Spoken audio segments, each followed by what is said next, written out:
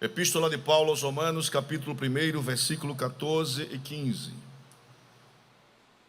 Eu sou devedor tanto a gregos como a bárbaros, tanto a sábios como a ignorantes. E assim quanto está em mim, estou pronto para também vos anunciar ou pregar o evangelho a vós que estáis em Roma. Quem diz amém? Nós estamos fazendo, irmãos, uma leitura expositiva da palavra do Senhor. Nós já falamos que a preocupação fundamental do apóstolo Paulo, escrevendo a sua epístola aos Romanos, é justamente expor o evangelho da seguinte forma: fazer uma apologia ao evangelho, ou seja, uma defesa de que o evangelho é a manifestação de Deus através da pessoa de Cristo, que foi revelado para este mundo, segundo Paulo escrevendo aos Gálatas, no capítulo 4, versículo 4, que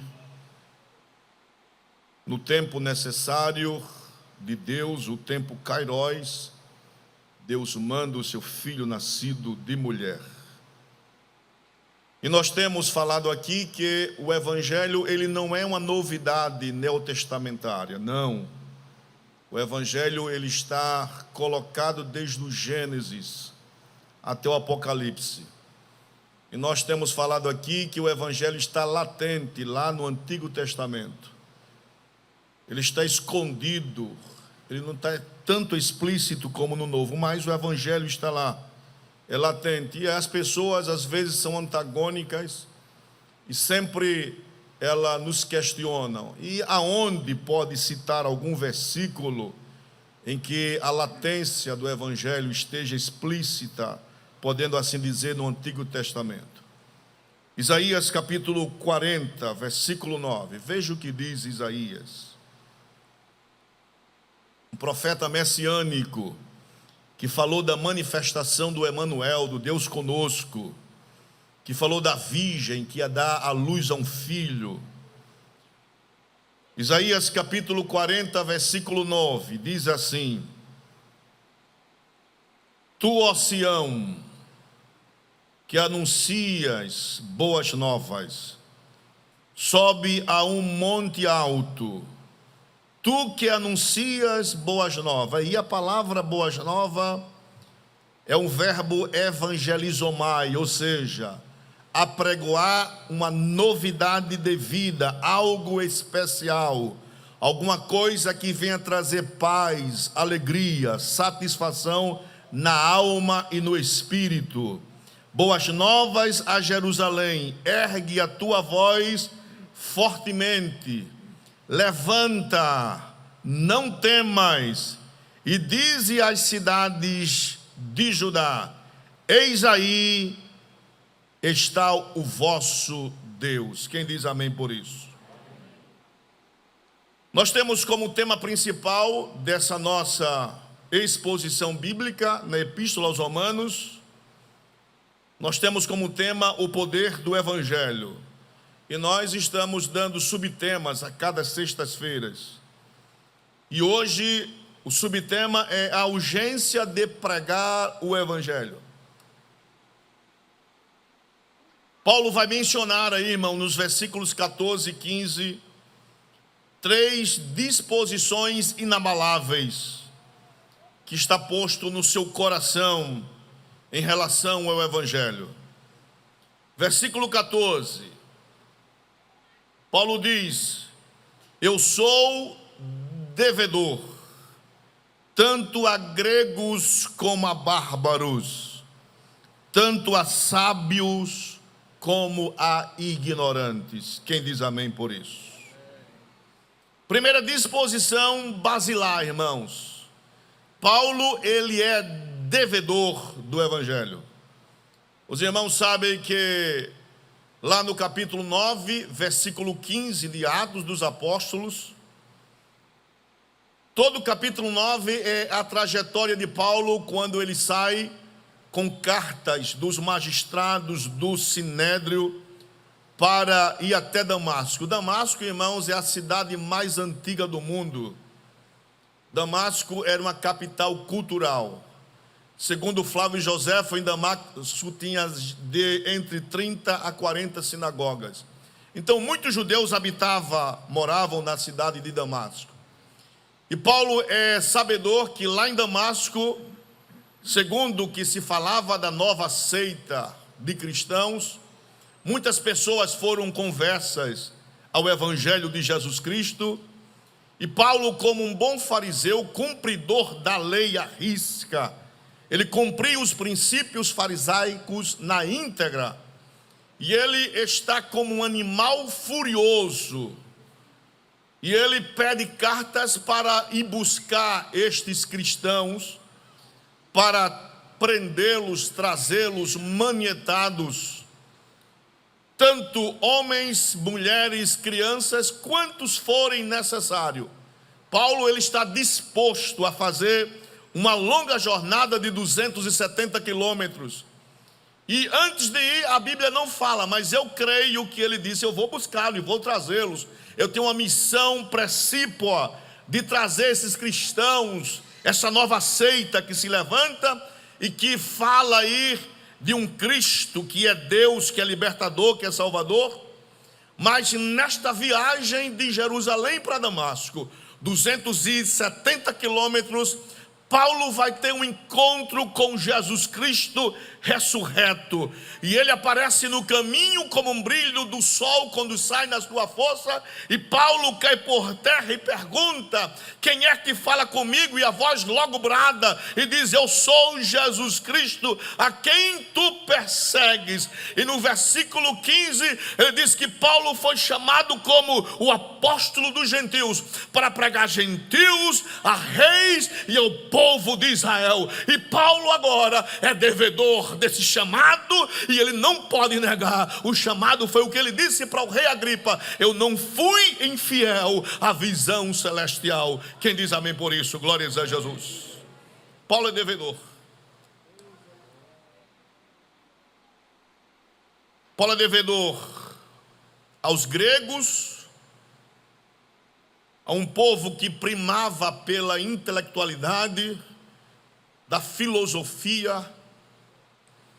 E alguém perguntou: por que só fala de filosofia grega, não fala de filosofia hindu, filosofia babilônica? Porque somente os gregos fizeram ciência, irmãos. Somente. Os irmãos sabem que na passagem do pensamento mítico para o filosófico científico, Tales de Mileto começa a fazer os grandes questionamentos de o que é composto esse mundo que nós vimos. E ele sai de um pensamento mitológico para um pensamento de referência científica, ao questionamento de saber como as coisas se procedem. Então esse povo é o povo símbolo da intelectualidade. Paulo diz também que é devedor dos bárbaros. É bom lembrar que bárbaros aqui, para os gregos, todos aqueles que não falassem grego, era considerado como bárbaro. Então ele é devedor a bárbaro, tanto a sábios como a ignorantes. Paulo está dizendo que pregar o evangelho, ele está estimulado, ele é instigado a pregar a todos os níveis sociais, tanto os intelectuais como os indoutos, mas que o evangelho de Jesus Cristo, ele tem que ser pregado, custe o que custar. Glórias a Jesus. Então Paulo é devedor, irmãos. Todo mundo deve. Quem não deve aqui, eu acho que é a pessoa mais feliz do mundo. E segundo o dicionário, o devedor é aquele ou aquela que está em obrigação para com outra pessoa, devendo-lhe dinheiro, serviço, favor, obediência ou qualquer outra coisa. Quem deve dinheiro, aí que tem que pagar mesmo. A pessoa não pode ser um ranzinza, um mal pagador. A pessoa não pode ser um velhaco. Velhaquismo não se enquadra com crente, irmãos. Crente compra, crente paga. Se você não paga, irmãos, tem uma palavra profética para você. Salmo 37, versículo 21. O ímpio toma toma emprestado e não paga, mas o justo se condói pela piedade e dá. Então, quem não paga, quem é velhaco, é considerado como ímpio. E a pessoa ímpia não vai entrar nas mansões celestiais. Eu não estou falando de dificuldade em pagar, eu estou falando de velhaquice, que a pessoa já pede e já tem a certeza que não vai pagar. Então, se você pedir emprestado, você que me ouve nesta noite, você que pediu emprestado e ainda não pagou, vá pagar o que você deve, em nome de Jesus.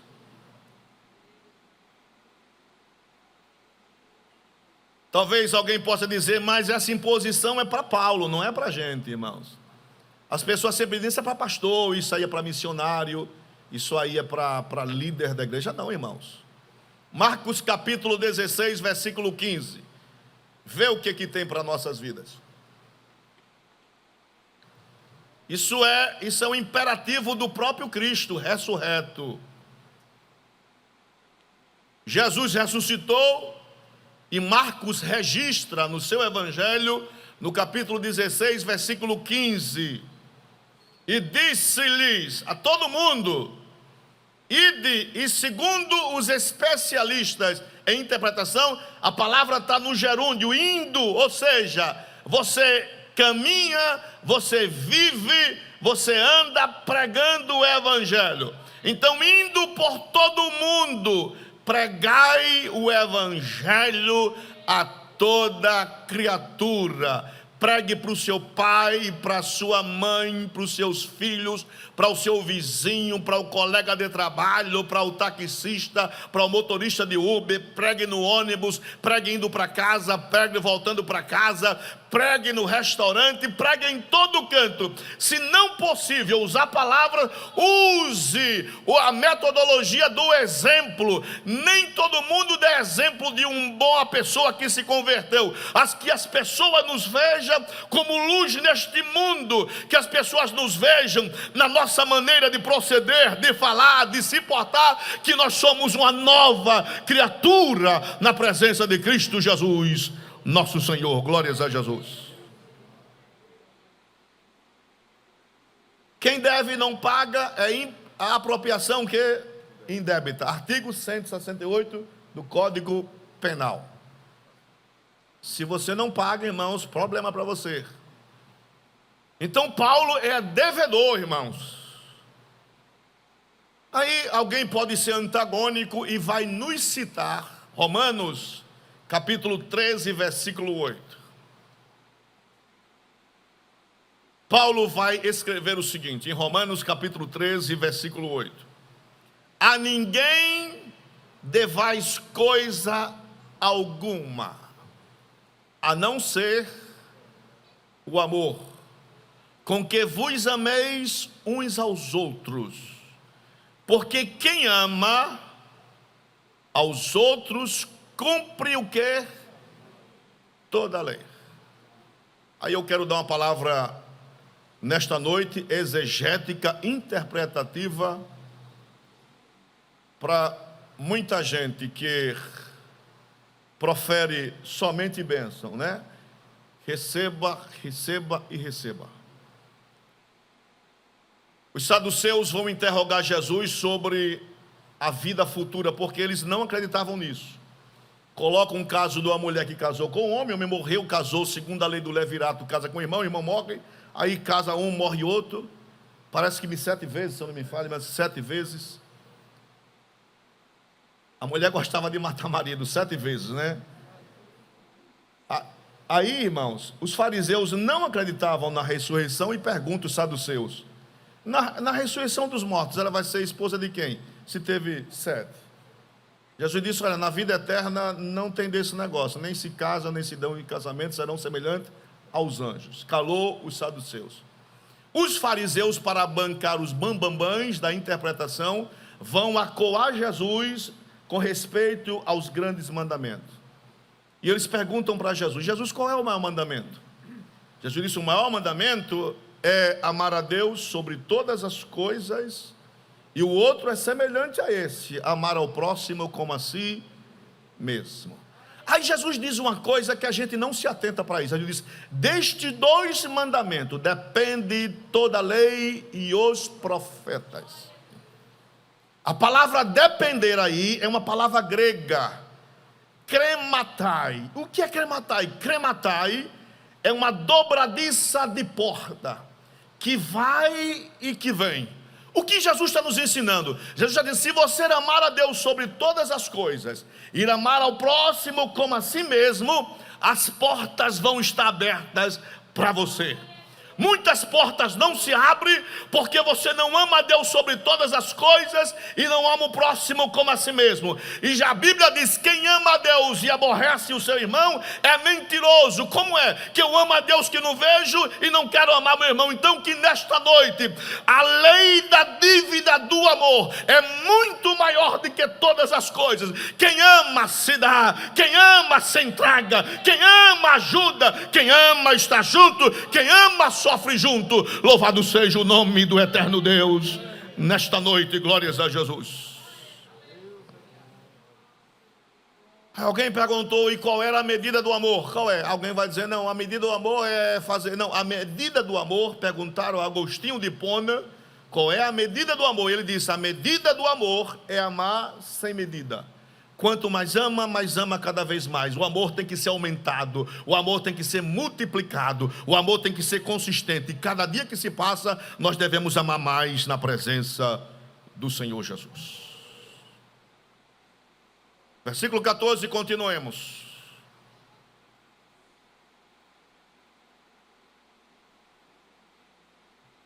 Paulo é um devedor, irmãos. Paulo sabe que o que Cristo fez por ele não tem preço. Quem é devedor nesta noite, levanta as mãos. Eu fico muito preocupado com a sinergia das pessoas. Quando eu afirmo uma coisa que sou devedor mesmo.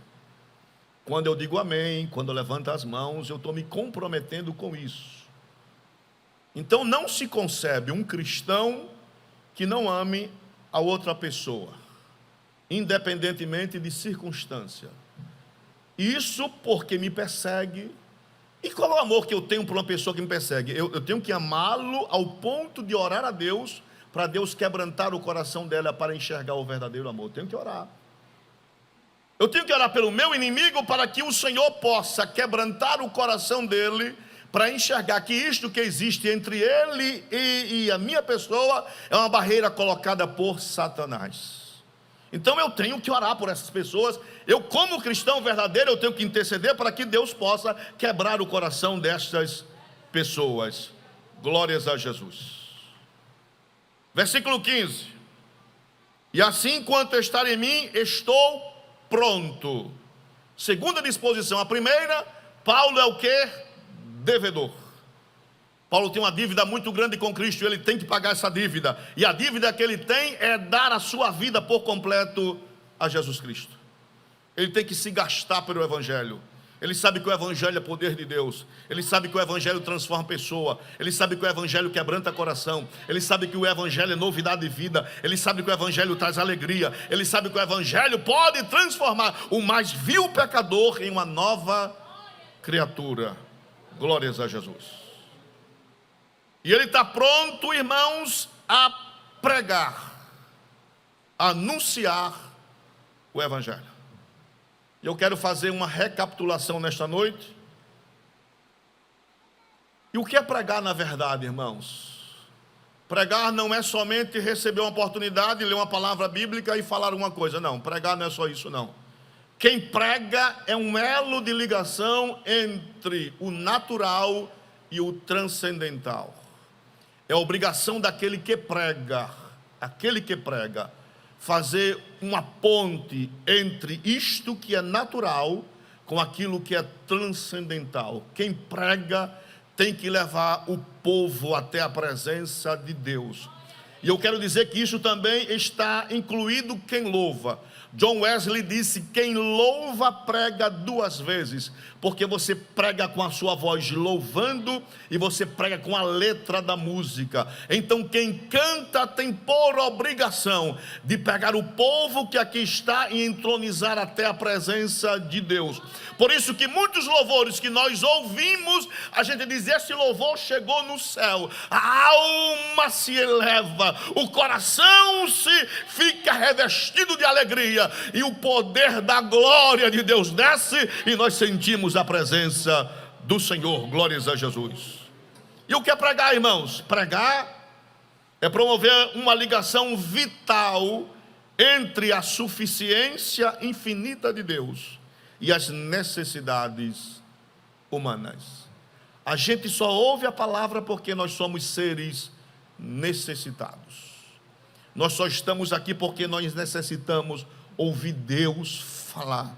O púlpito não é lugar de desabafo, o púlpito não é lugar de mostrar poder, o poder humano. O púlpito é para que haja manifestação da glória de Deus, que o transcendental ele desça até a igreja, e que o povo sinta-se saciado da presença de Deus, e quando vá para suas casas, descanse tranquilo, mesmo passando por dificuldade e tempestade, mas ele acredita que o Deus dele é grande, poderoso e suficiente para resolver tudo aquilo que ele deseja e almeja. Glórias a Jesus. Pregar. Eu falei aqui em sextas-feiras passadas que quem prega, irmãos, tem a obrigação de promover nas pessoas a agonia do arrependimento. Glórias a Jesus. Nós estamos vivendo um evangelho segundo John Stott, um evangelho sem renúncia e o evangelho sem cruz, irmãos. Evangelho sem cruz não é evangelho, irmãos. Aí Jesus, no evangelho de Lucas, capítulo 13, versículos 23 e 24. E disse-lhe um que estava na multidão: Jesus está subindo para Jerusalém, é a última semana dele com seus discípulos, e ele sabe, lá no capítulo 9, os irmãos viram que quando eles entram numa terra, numa aldeia de samaritano, e eles pedem pousada, os samaritanos não dão pousada, e os apóstolos queriam que descesse fogo do céu e consumisse tudo. Jesus disse: olha, eu não sei que espírito vocês são.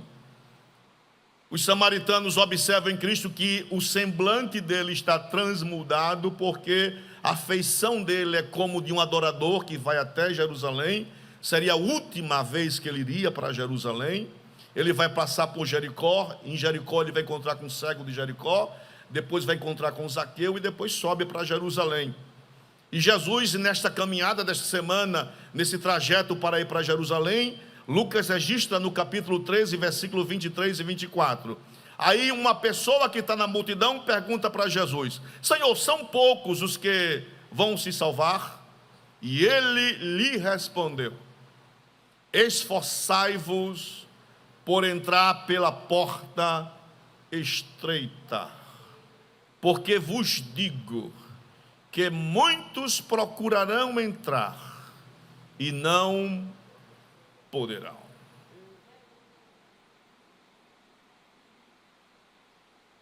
Um evangelho de portas largas, de um caminho largo de facilidades.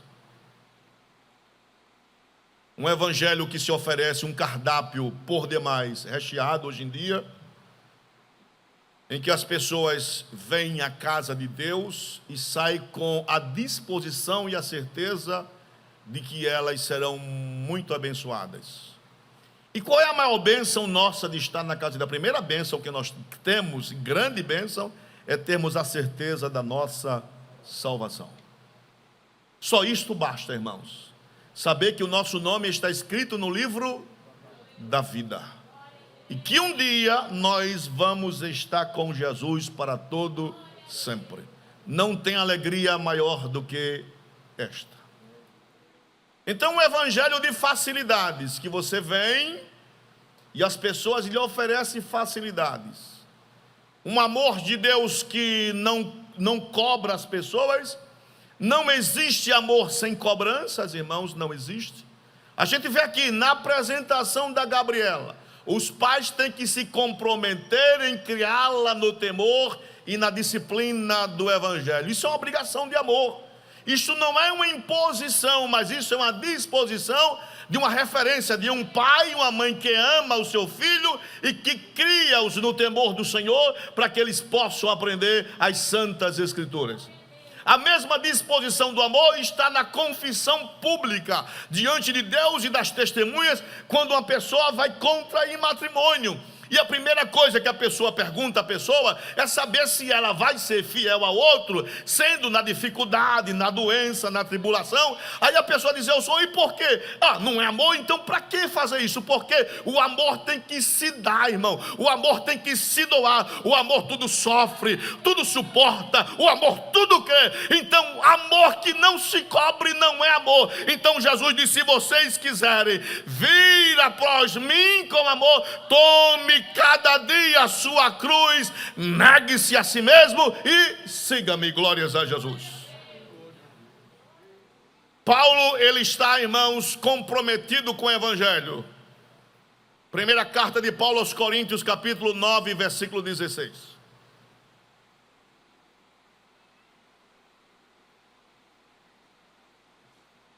Primeira epístola de Paulo aos Coríntios, capítulo 9, versículo 16. Porque se anuncio o Evangelho, não tenho de que me gloriar, pois me é imposta essa obrigação. E ai de mim, se não anunciar o Evangelho. Irmãos, cuidado, porque tudo aquilo que se dá, se cobra, irmãos. Naquele grande dia, as nossas obras vão serem apresentadas diante de Deus. Quando eu era muito jovem, a mocidade da igreja fazia uma apresentação de jogral chamada Mãos Vazias, que era uma apresentação diante de Jesus Cristo, e as pessoas vinham se apresentando para mostrar suas obras, não para a salvação, mas as obras para galardões diante de Deus, de serviço diante do Senhor. E Deus vai cobrar das nossas vidas as oportunidades que nós temos na presença do Senhor.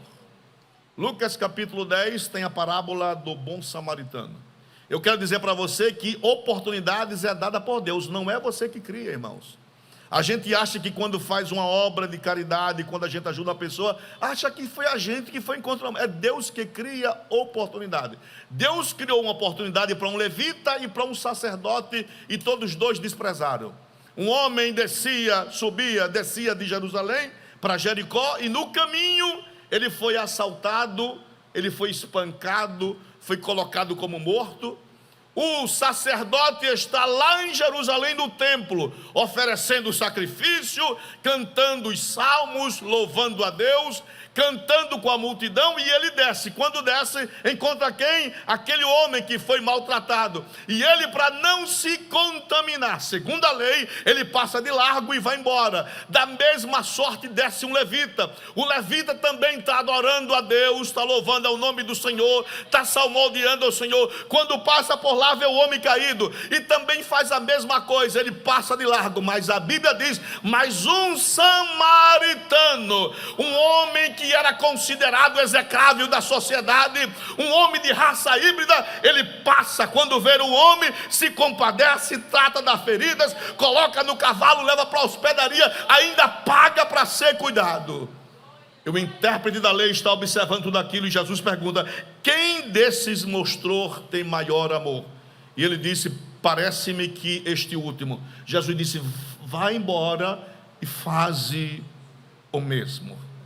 Você está aqui louvando a Deus, nós ouvimos a Heroínas da Fé louvar ao Senhor depois de tanto tempo, nós ouvimos Grupo Mensagem, nós ouvimos a Radassa cantar, nós ouvimos os nossos jovens louvar ao Senhor, nós estamos cantando, ouvindo, contribuímos com dízimo, mas quando nós sairmos deste lugar, Deus vai preparar oportunidades para que você exerça a sua vida de cristão, e nós iremos ser cobrados por isso. Há pessoas que necessitam, as pessoas que estão aflitas, alguém que quer uma palavra. Chegou a hora de nós pregarmos o evangelho vivo, de que nós ouvimos a palavra e que haja uma prática necessária lá fora, para que o nome do eterno Deus seja glorificado em nossa vida. Glórias a Jesus.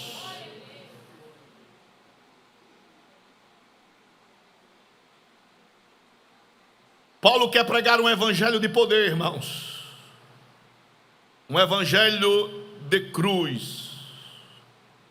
Lucas capítulo 9, versículos 23, 24 e 25.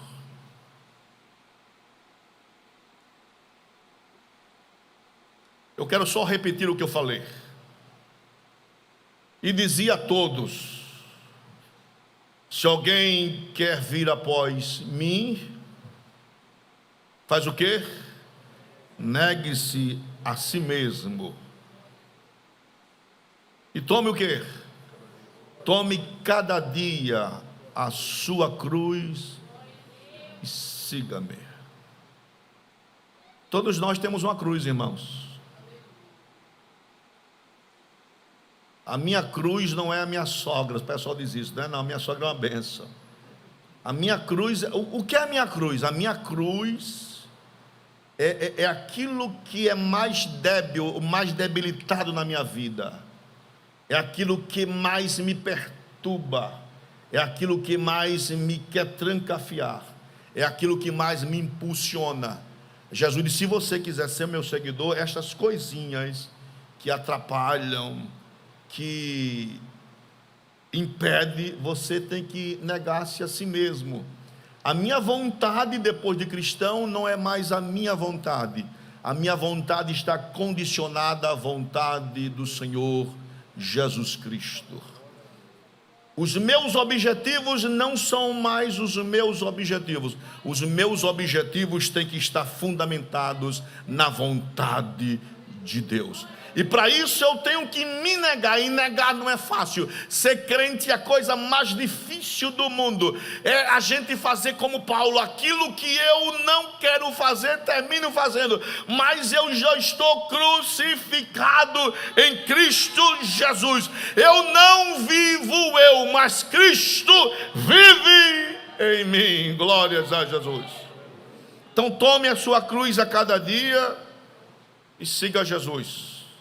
A Jesus no versículo 24 diz: porque qualquer que quiser salvar a sua vida, perdê-la, mas qualquer que por amor de mim perder a sua vida, a salvará. Porque que proveito ao homem tem granjear o mundo todo, perdendo-se ou prejudicando-se a si mesmo? Não fez nada, irmãos. Então, um evangelho de porta estreita, um evangelho de agonia, e um evangelho de cruz. Quem diz amém por isso? Glórias a Jesus. Versículo 15: e assim quanto está em mim, estou pronto. Quem está pronto aqui, levanta as mãos. É interessante, irmãos. Amanhã, às 14 horas, nós estaremos distribuindo folhetos, até porque não se pode, não é permitido fazer concentrações lá fora, e os irmãos vão se reunir para distribuir folhetos, amanhã, 14 horas. O pastor Ermengardo foi até ousado em perguntar quem vai, né? E alguém levantou a mão, um aqui e outro ali. Nós estamos vivendo, irmãos, uma hora difícil da igreja, muito difícil. Porque evangelizar hoje tornou-se uma coisa meia fora do nosso dicionário. As pessoas não querem sair para evangelizar. As pessoas não querem nem orar mais. Você chegava no culto, antigamente as pessoas estavam com os joelhos dobrados, orando ao Senhor. Hoje, se você dobrar o joelho, chama a atenção do povo. Alguém está orando, né? Chama a atenção, porque o número dos que não oram para os números que oram é muito menor do que aqueles que não estão orando. Então, domingo, dia 13, vai se celebrar o dia da Bíblia. E nós vamos fazer isto amanhã, à tarde, às 14 horas. Se você quiser saber quantas pessoas vão vir amanhã, só é vir 14 horas para ver quantas virão, né? Então, isso é cheque. Se você quiser quantos virão, não precisa nem, se você não quiser ir, não sei, mas venha só para ver quantos vão vir. Aí você pergunta, não, pastor, é porque muita gente não pode vir. Não, eu vou ser o contrário. Tem muita gente que pode vir e não vem, isso é fato. Não precisa ser profeta, nem vidente, nem nada para isso. Isso é fato consumado. Você convida, amanhã chega acanhadamente algumas pessoas. Aí vem evangelizar, a gente sai num grupo pequeno e vamos evangelizar. E olhe que é uma cobrança de Deus para isso. Nós somos devedores a quem? Nós somos devedores tanto a bárbaros, a gregos, a sábios e a ignorantes. Somos devedores. Se nós devemos, nós temos o quê? Que pagar. Se a gente não paga, estamos em débito, irmãos. E quem está em débito, irmãos, é problema, vai sofrer sanções da lei. Aí tem processo, tem um bocado de coisa, tem intimação. E Deus intima, irmãos, também, né? Deus intima, Deus manda as intimações para a gente. E a gente é tão ciente disso que a gente sabe que, vez ou outra, a cobrança de Deus para a gente, irmãos. Então, Paulo sabe, se ele não prega o Evangelho, irmãos, ele está condicionado a pregar o Evangelho. Ele foi chamado para isto, irmãos. Ele não foi chamado para ser somente um apóstolo, ele foi chamado para ser um missionário. Ele tem que pregar, e ele fala mais à frente que ele passou por determinados momentos difíceis, mas ele nunca deixou de pregar o Evangelho. Quanto mais Paulo apanhava, mais vontade de pregar o Evangelho. Quanto mais era perseguido, mais vontade de pregar o Evangelho. Então não adianta, quem tem sede de pregar, prega aqui, ali e além, mas pregue o Evangelho. Não precisa pregar para multidões, mas pregue em casa, pregue na rua, pregue no carro, pregue com o seu amigo. Em vez de tocar informações no WhatsApp que não vale de nada, de informações que não servem para nada, pregue para essas pessoas, para que o nome do eterno Deus seja glorificado na sua vida. Por quê? Porque nós somos devedores do Evangelho. Glórias a Jesus. Tem que dever e tem que estar pronto a anunciar o Evangelho do Senhor Jesus. Aleluia. Sendo assim, irmãos, nós glorificamos a Deus por tudo quanto Deus tem feito em nossas vidas. Que possamos pregar um Evangelho vivo e eficaz. Um Evangelho que transforme vida. Glórias a Jesus. Um Evangelho que possa transformar a nossa vida. Aleluia. Tem um rapaz na minha rua que vende água mineral e eu sempre compro a ele. Sempre que ele vai na minha casa, eu agradeço a Deus pela gentileza que ele faz. As pessoas dizem, não, mas eu não estou comprando. Sim, está comprando, mas ele está trazendo água da casa dele para a sua casa. E eu sempre agradeço, Deus te abençoe, Deus te abençoe. E é uma sinergia. E ele começou, veja bem, ele começou a mandar mensagens para mim evangélica, e eu também comecei a mandar mensagens para ele. Então, nós estamos evangelizando aquele Senhor, e que Deus possa produzir uma transformação na vida dele. Glória a Jesus. Chegou um dia na minha casa, ele foi entregar algo e disse, olha pastor, tem um nosso vizinho que precisa de uma ajuda. E eu disse, prontamente, vou ajudar. Por quê? Porque eu tenho que dar o exemplo. Ora, se ele vem pedir alguma coisa, eu como cristão, eu tenho que ajudá-lo. É obrigação minha de ajudá-lo. Por quê? Porque só assim eu estou evangelizando aquele homem, para que Deus se apiede da alma dele, que ele venha reconhecer a Cristo como único e suficiente Salvador da sua vida. Quem diz amém por isso? Em nome de Jesus.